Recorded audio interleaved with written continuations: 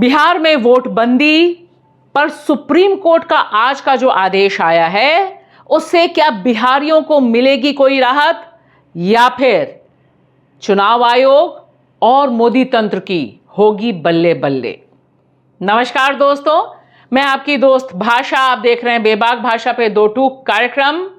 बहुत दिलचस्प स्थिति है। 10 जुलाई 2025 को सुप्रीम कोर्ट में बिहार में चुनाव आयोग के निर्देश पर जो वोटबंदी यानी जिसे चुनाव आयोग कह रहा है special intensive revision of voter list जो चल रहा है, मतदाता सूची का सघन जांच चल रही है, उस पर सुनवाई थी।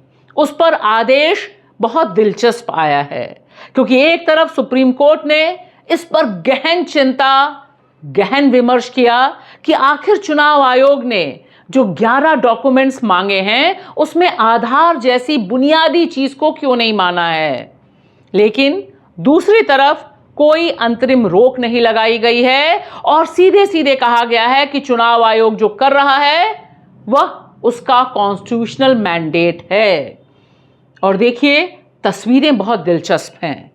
इस पर जो मोदी सरकार, उसके प्रवक्ता हैं, जो पूरा का पूरा गोदी मीडिया है, वह इसे विपक्ष के चेहरे पर एक तमाचा बता रहा है। और दूसरी तरफ सुप्रीम कोर्ट के वरिष्ठ वकील प्रशांत भूषण हो या फिर आरजेडी के नेता, आरजेडी के सांसद जिन्होंने दरवाजा खटखटाया सुप्रीम कोर्ट का, मनोज कुमार झा, वह इसे बिहार में लोकतंत्र की जीत बता रहे हैं। Prima facie, we believe that Election Commission must include these cards, Aadhaar, EPIC and ration card in the list of solicited documents.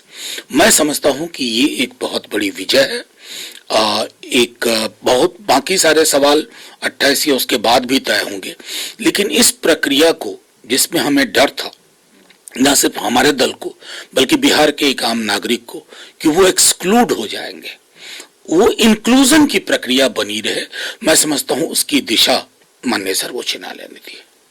वैसे दोस्तों, पिक्चर अभी बाकी है क्योंकि अभी सुनवाई पूरी नहीं हुई है। अभी 28 जुलाई को सुनवाई होनी है और उससे पहले 26 तारीख तक एसआईआर की एक चरण पूरा हो जाएगा, यानी तब तक सस्पेंस बना रहेगा। लेकिन फिलहाल जो सबसे बड़ी राहत है, जो दरअसल बिहार के 8 करोड़ मतदाता पहले दिन से ही यानी 24 जून को जब यह पूरा का पूरा चुनाव आयोग का आदेश आया तब से यह सवाल उठा रहे हैं कि अरे आपने जो 11 डॉक्यूमेंट्स मांगे हैं उसमें आधार को क्यों नहीं रखा है, उसमें राशन कार्ड को क्यों नहीं रखा है और उसमें वोटर आई कार्ड को क्यों नहीं रखा है। ये जो 3 इंपॉर्टेंट कार्ड्स हैं जो साहब बहादुर से ही मिलते हैं, यानी सरकार ही जिसे मुहैया कराती है।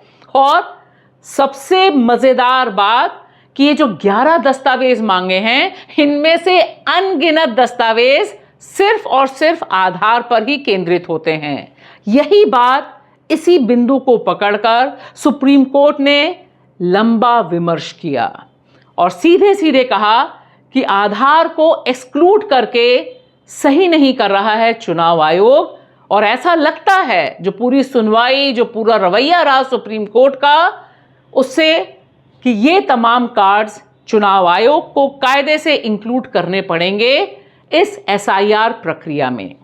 दूसरी बहुत अहम जीत जो याचिकाकर्ताओं की हुई है और दरअसल भारतीय लोकतंत्र के लिए बहुत जरूरी बात है, वो कौन तय करेगा कि भारत का नागरिक कौन है।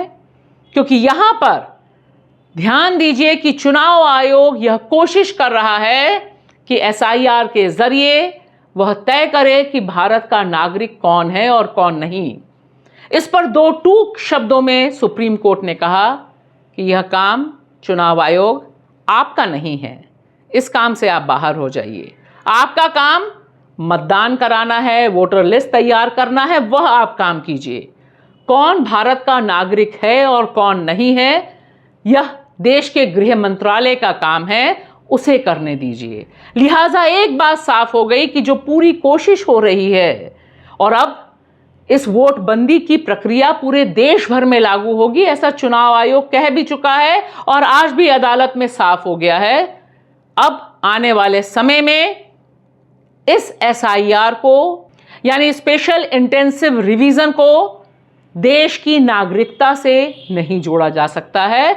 कम से कम यह एक बहुत अहम बिंदु है जिस पर आज थोड़ी सी क्लियरेंस, थोड़ा सा माहौल स्पष्ट हुआ कि किसको कहां खड़ा होना है। साथ ही साथ यह भी तय हो गया कि आने वाले दिन भारतीय लोकतंत्र के लिए और बिहारियों के लिए मुश्किल वाले होने वाले हैं। मोदी जी के देखने आए हैं। मोदी जी कहाँ के मुंह जराने आए हैं। मोदी जी के मुंह सुथर है, वो जराने आए हैं। राहुल गांधी को तो रोज देख रहे हैं, समझ गए।